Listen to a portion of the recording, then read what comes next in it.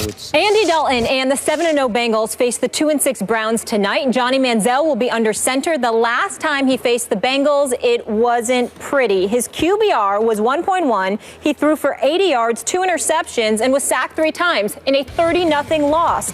But that was his first career start. Tonight, it will be his 4th. We welcome in Ryan Clark. How are you, Ryan? I'm doing well. How are you guys? Welcome back. Good. Appreciate Good to see you, as always. All right, What's up, big boy? What's happening? What do you expect from Johnny tonight? I expect them to go with the Tennessee Titans, Johnny, the guy that threw 15 times, was 8 for 15. I expect them to try to find ways to protect him. I also expect him to produce some big plays. The happiest player on the field tonight will be Travis Benjamin, because it seems like when Johnny plays, he gets opportunities deep down the field because Johnny wants to go there. He wants to be explosive. Coach Pettin and the coaching staff at Cleveland, they have to find a way to protect him, getting the ball to Duke Johnson, finding ways to use Bornage in the passing game, because he has been very productive in these last few weeks. You're going to get some good things from him, but you're going to get bad ball security. You're going to get mistakes in the passing game, making bad decisions, because that's who he is. He's not going to come out tonight and be a ball control, let's do everything correct, I'm going to stay in the pocket, make my reads, throw the ball away if I don't have it type of guy. And you can't expect that from him. On the other side of that, Carlos Dunlap, Geno Atkins, Michael Johnson, Burfict. You have Adam Jones on the outside.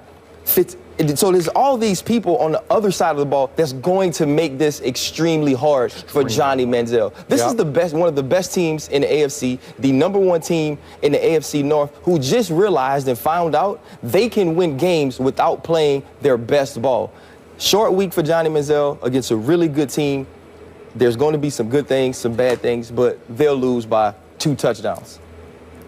That's to put it mildly, I would think. Stephen A. Nothing but love and respect for my Libra brother, Ryan Clark, up there. Libra brother? Libra. Wait, where did that come from? It's a great month. It's a great month. What are we talking about? He's born October 12th. I'm October 14th. It's a great month. I need to Google those What about traits. that week? Think about that week.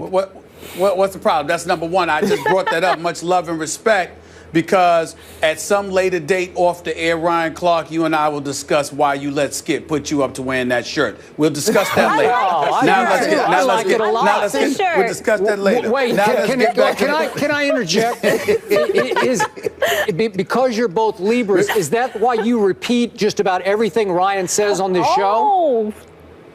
Well, I wasn't aware that I did that, but if I do so, there is no shame, because the man happens to know a thing or two about football, certainly more than I know. So I tell people when I'm giving my speeches, I'm brilliant because I know I'm not. I just steal brilliance from other people.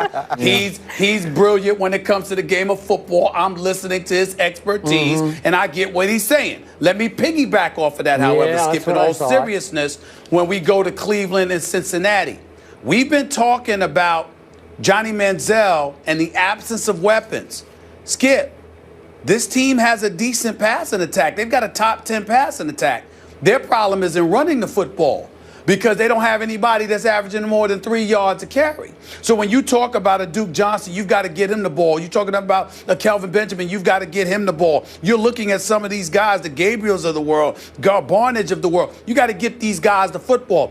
They seem capable of doing so with the Johnny Manziel, but they're going up against a superior Cincinnati Bengals team on the road. If they could run the ball more effectively, I would have more faith that they could make this an interesting game.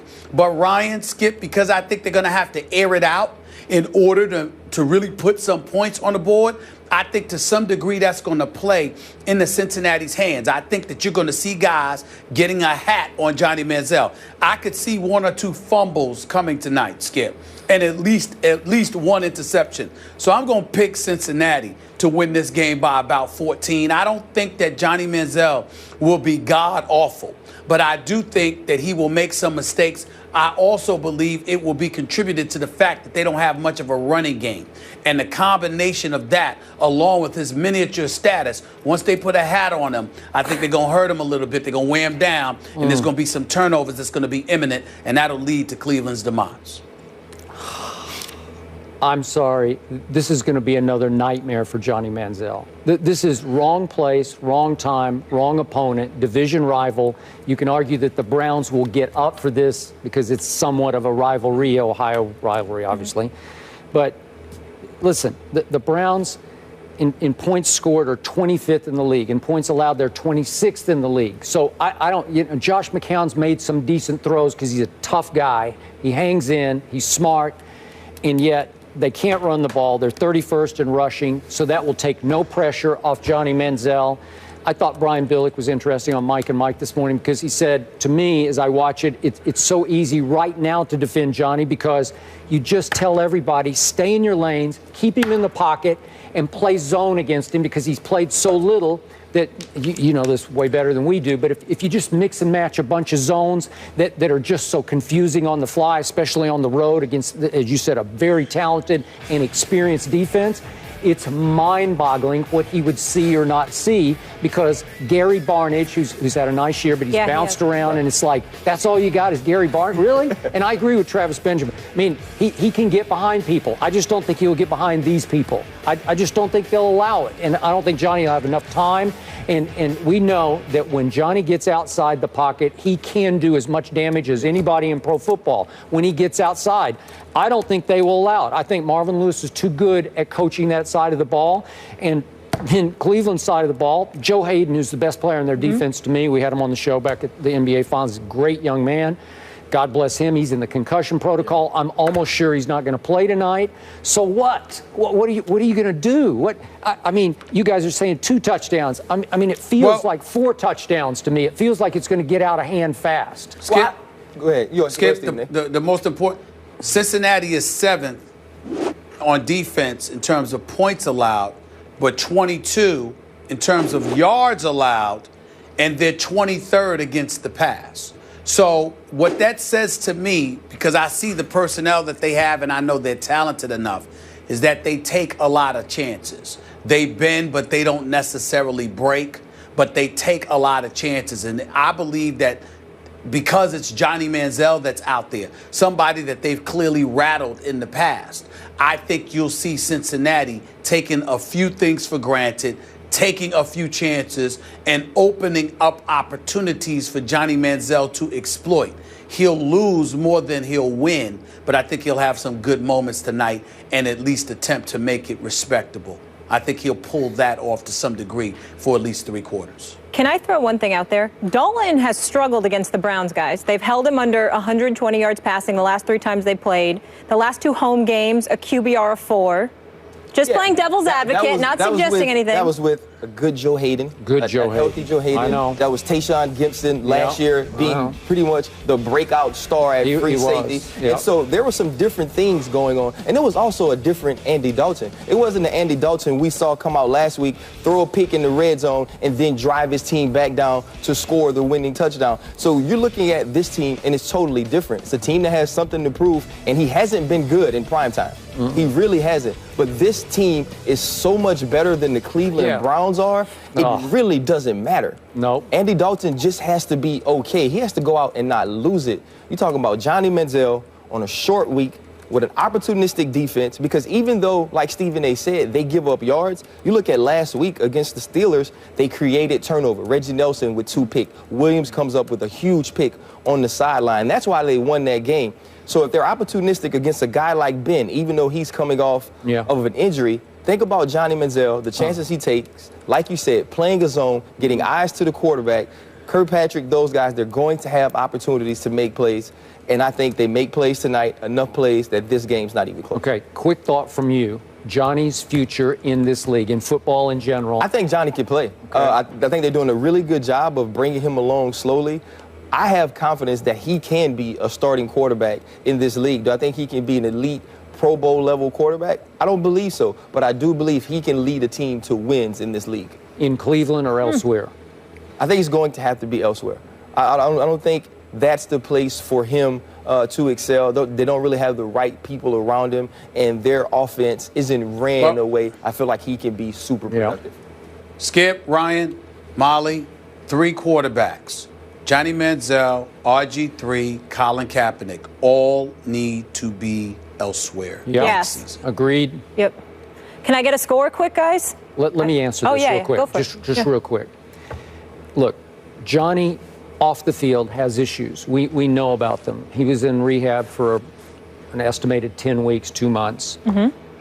And he came back into this year on a zero tolerance policy, and then he had this incident. And it really, really disappointed me. I'm a big fan of his on and off the field, but I think he did himself so much damage around the league in interest level on other teams because he showed everybody, I don't really care about football that much because I'm going to threaten it with this incident. And I'm going to admit to the cops, well, I'm off the wagon. I had a couple of drinks earlier today. Then you got the incident with his live-in girlfriend, and we're not sure how that's going to come out after the investigation. And I think other teams said, really? That's all you got? That's all you care about your what's left of your career? Skip, let me tell you why you're not. I want to emphasize, you're not wrong. But I'm going to tell you why I think you're a bit more alarmed than you need to be. I think the combination of his troubles are exacerbated by knowing, I'm going to use this phrase, I think he's in a hostile working environment. What I mean by that is that hostile working environment, in some people's eyes, at least to some degree, is defined by being in a place where you know you're not wanted by some powers that be. And life is made to be unnecessarily difficult for you. The nuances of your daily activities, if you can understand where I'm coming from, Ryan, that's where I'm going here. I think it's the combination of his troubles combined with the working environment, combined with the people that he has around his personal life. Because aside from the incident in question that we're still trying to learn about as it pertained to his girlfriend and he being pulled over by the police, it was clear that he ain't the only one that was drinking something. So if you have somebody in an intimate capacity that's involved in your life, and the very, very thing that inhibits you and is a detriment and an Achilles to you is surrounded by you because of who you have in your life, then you got some changes to make. Correct. And so for me, it's about him needing a different location more so than anything else. And I think that different location ultimately assists everything, because if you're in a better working environment, you got a better attitude. When you have a better attitude, it's almost like having money. If you've got something and if you don't have anything, Skip, one of the problems we've got in our society, if you don't have anything, you don't have anything to lose. But when you have something to lose, and then you guard it better. And as a result, the company that you keep, the environment that you're around, the people that you allow to be in your inner circle, you are much, much more guarded. So I think the second he goes elsewhere to a place that welcomes him, I think everything will get better from that point forward. And that's why I say I don't think that you should be as worried. The big problem in all of this is that man is in Cleveland. I think if he were in Texas, with the Houston Texans or somebody, I think it would be a better environment. Yeah, for him. I agree with your premise, and I hope you're right about his future. Yep. And also, I like the cap and RG3 there as well. Also need a change of environment. Ryan sticking with us. Up next, let's talk about some champions, guys. JPP back on the practice field with the G-Men, and he could play this weekend. Yeah.